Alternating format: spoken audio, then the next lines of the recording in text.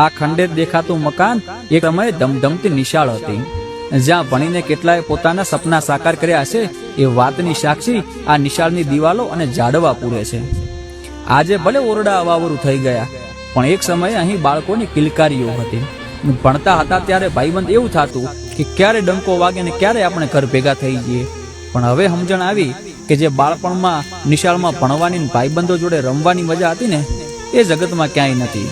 અત્યારે તો ભાઈબંધ ટેકનોલોજી આવી ગઈ, પણ નાના હતા ને ધૂળમાં રમતા ને ધૂળમાં બેહીને ભણતા ને એની મજા કંઈક અલગ હતી। સમયના મારના લીધે ઝાડવાની જેમ અમારા ઘર આંગણાની યાદોને પાનખર નડી ગઈ, અને બસ ત્યારથી જ ભાઈબંધ અમારી નિશાળ છૂટી ગઈ, અને ત્યારથી જ ભાઈબંધ અમારી નિશાળ છૂટી ગઈ, અને બસ ત્યારથી જ ભાઈબંધ અમારી નિશાળ છૂટી ગઈ, અને ત્યારથી જ ભાઈબંધ અમારી નિશાળ છૂટી ગઈ। જે લુગડા મારા ગામે 2 વર્ષ પહેલા પહેર્યા હતા ને ઈ જ લુગડા આજ પહેર્યા છે। હા, બસ થોડાક ક્યાંક તૂટી ગયા હતા ને તો 2-4 થીગડા માર્યા છે। ઈ પાદરના ઓટે હાથ ફેરવો ને તો ઈ ઓટો અને વડલો પણ જૂનો સ્પર્શ મેળવીને રડી પડ્યા। એ દિવસો વીતી ગયા કે જે વડલે નાના બાળકોની કિલકારી થતી, પણ અફસોસ આજે વડલાને ગઈઢા બાપના કાયમ નિહાહા સાંભળવા મળે છે। વડવાઈઓ તરસી ગઈ છે હિંચકા ખાવા માટે, કિલકારીઓ સાંભળવા માટે, પણ એ બાળપણ આજ ક્યાંક મોબાઈલમાં વ્યસ્ત થઈ ગયું છે। આપણું ગામડું તો ઈ જ છે, ત્યાં જ છે, પરંતુ આપણે એને છોડીને ક્યાંક દૂર વયા ગયા છીએ।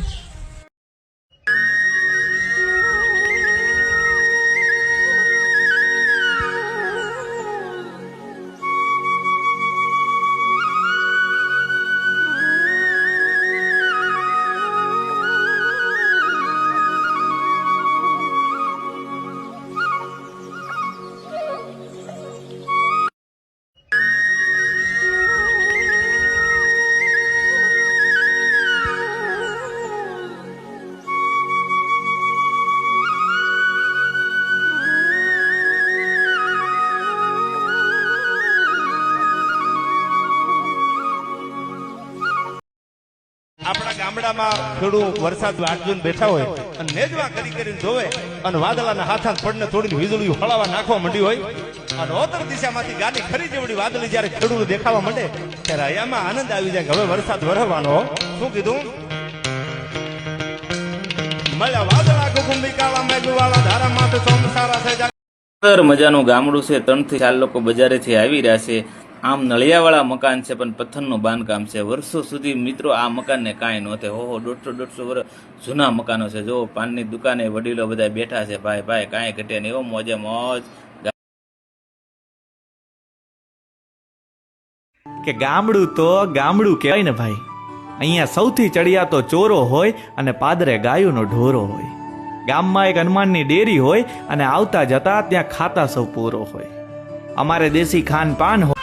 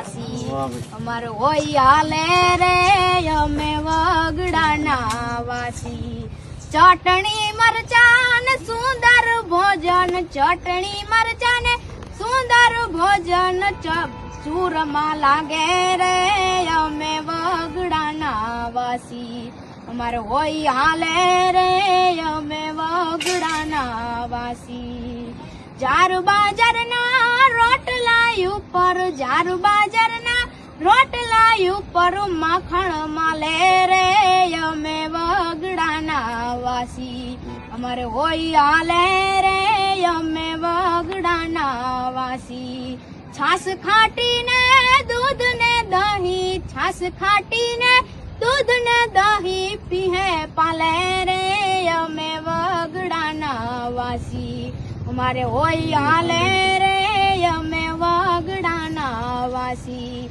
ગાદલા તકિયા ને ઢોલિયા કરતા ગાદલા તકિયા ને ઢોલિયા કરતા હેઠું હાલે રે અમે વગડાના વાસી અમારે હોય હાલે રે અમે વગડાના વાસી કુલર એસી ને પંખા નહીં જા કુલર એસી ને પંખા નહીં જા પવન ઈચ ન આવે પ્રાણ મહેમાનો ને પાથરે ન્યા પ્રાણ મહેમાનો ને પાથરે ને મારા મનડા માને રે અમે વગડાના વાસી અમારે હોય હાલે રે અમે વગડાના ખૂબ સારું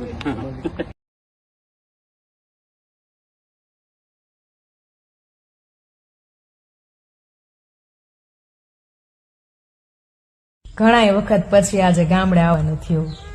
ગામમાં નજર નાખી દે તો જે લુગડા મારા ગામે 2 વર્ષ પહેલા પહેર્યા હતા ને ઈ જ લુગડા આજ પહેર્યા છે. હા, બસ થોડાક ક્યાંક તૂટી ગયા હતા ને તો 2-4 થીગડા માર્યા છે. ઈ પાદરના ઓટે હાથ ફેરવો ને તો ઈ ઓટો અને વડલો પણ જૂનો સ્પર્શ મેળવીને રડી પડ્યા. એ દિવસો વીતી ગયા કે જે વડલે નાના બાળકોની કિલકારી થતી, પણ અફસોસ આજે વડલાને ગઈઢા બાપના કાયમ નિહાહા સાંભળવા મળે છે. વડવાઈઓ તરસી ગઈ છે હિંચકા ખાવા માટે, કિલકારીઓ સાંભળવા માટે, પણ એ બાળપણ આજ ક્યાંક મોબાઈલમાં વ્યસ્ત થઈ ગયું છે.